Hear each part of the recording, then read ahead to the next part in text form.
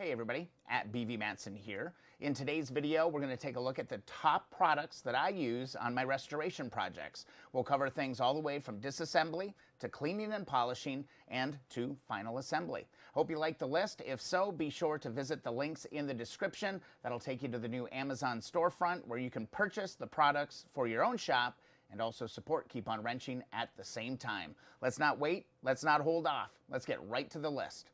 The first item on the list is a penetrating oil of some kind. Here's Seafoam's Deep Creep. You want this stuff. You want to use this stuff early in your project. As soon as you get your bike, I highly recommend that you go and spray penetrating oil all over every bolt, every nut, every fastener, everything you can see that is going to possibly come off. Go ahead and hit it with some penetrating oil right off the bat. The next item on the list is one that you hopefully don't need, but if you do, you're going to be really happy that you've got it.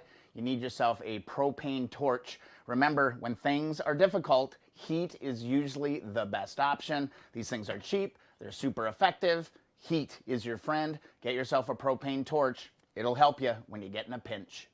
Having a torch on hand is going to be real handy when you're trying to get out, say, wheel bearings or something like that. You can really heat up these surfaces, make them expand, and it can make the extraction process just a little bit easier. Highly recommend it. One of the products that I find myself looking for all the time is Marvel Mystery Oil. This is especially useful if you're trying to break free some stuck piston rings, all right? This stuff is super viscous. And what I recommend you do is go get yourself one of these little eyedroppers, and that way you can really get this stuff in where you need it. Marvel Mystery Oil is a fantastic product to have around. This is a giant bottle. You don't need much. One of these eyedroppers will last me a year or more. All right, those products should get you well on your way with disassembly. Now let's move into cleaning and polishing with one of my favorite things that I have in my shop. Here's a product I absolutely love. This thing is basically indestructible, and it's my Red Gorilla tub. This thing is amazing. You can pretty much clean every part that you need to, from engine parts to wheel rims, you name it. This thing is sturdy. It's amazing. Let's take a look at one online. So let's take a look at these Red Gorilla tubs. What you want to do is go to redgorillausa.com and go over to their tubs. Check out the flexible tubs. The flex is the key. And what I would do is I would go get yourself one of these large, shallow Gorilla tubs. They're about 30 bucks. You can pick your color and go from there. These things rock, man. Go get one. Once you've used the previous products, you're going to need to start degreasing all of the parts that you just took off the bike.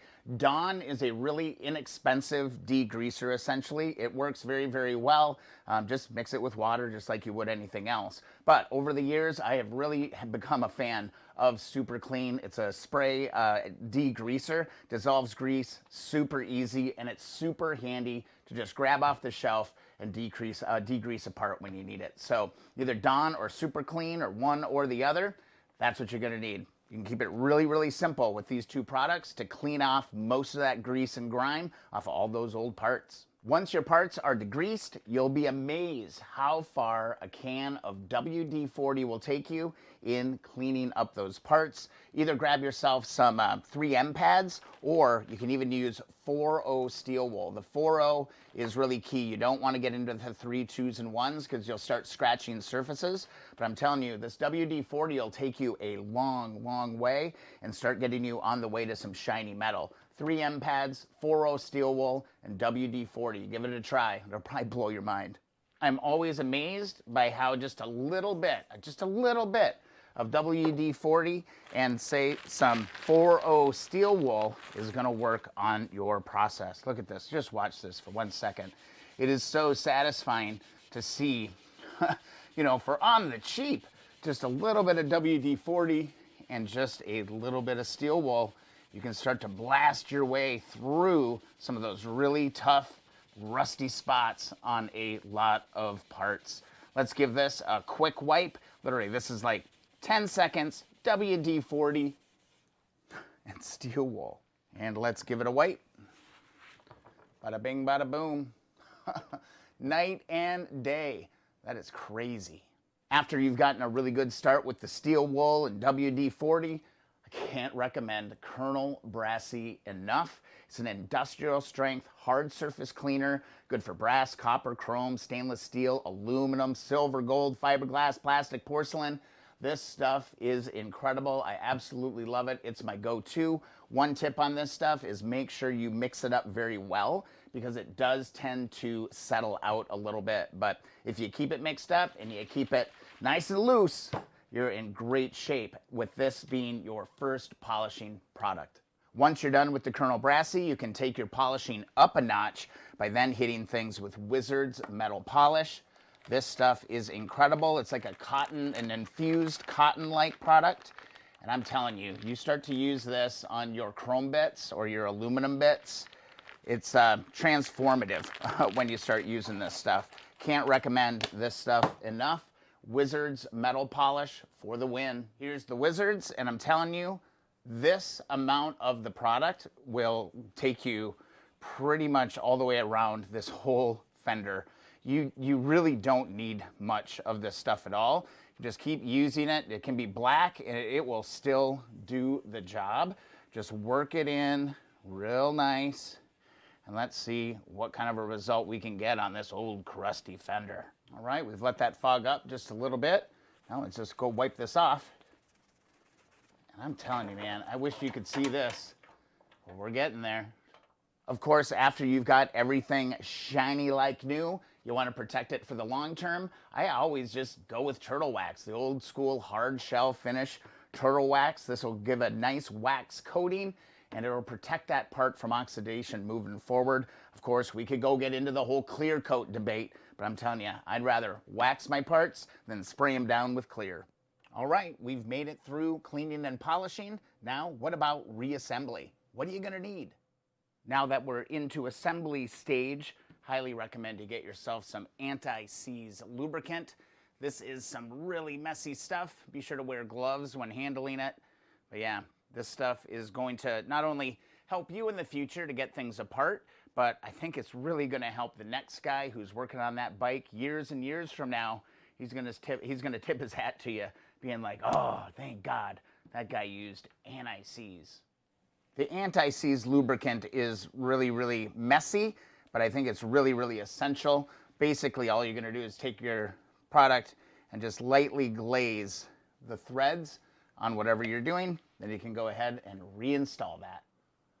Anti-seize will help things come out. Threadlocker is gonna keep things from coming off. There are certain aspects on the bike that you're gonna wanna use some Threadlocker on. I prefer to go with blue. I don't really see a need for red Threadlocker. That's the really aggressive stuff. Blue should get you where you need to be on these old classic bikes. You don't have to go crazy when applying your Threadlocker. Just a couple of dabs will do you, and you're good to go. Next up, when it comes to putting all those wiring pieces back together and making sure you've got good connections that'll last a lifetime, get yourself some Dielectric Grease. This will prevent those connectors from corroding and make sure your wiring system is working top-notch. Dielectric Grease will come in real handy as you're working on your wiring harness. All you're gonna do is take a little dab of that Dielectric Grease, get it over your male connector, and then go ahead, find your corresponding wire, and push that in. That will not corrode, and that's gonna last a lifetime. So there you have it. There's my list of products that I use in my restoration shop. I think this one could actually be kind of controversial. I'm sure you all have your favorites too. Please let me know in the comments, and I'll have to give them a try. Maybe I'll have to shuffle up my list after a while after I find new favorites. All right, if you enjoyed the video, please be sure to subscribe. Also, don't forget about that Facebook group, the Keep On Wrenching Community Group on Facebook. Also, be sure to request your free sticker at keeponwrenching.com. And if you really want to support the channel, check out the links in the description. You can get merchandise, and most importantly, you can stock up your shop with what I'm using by using the Amazon links below. Thanks so much for the support, and we'll see you in the next video or live stream.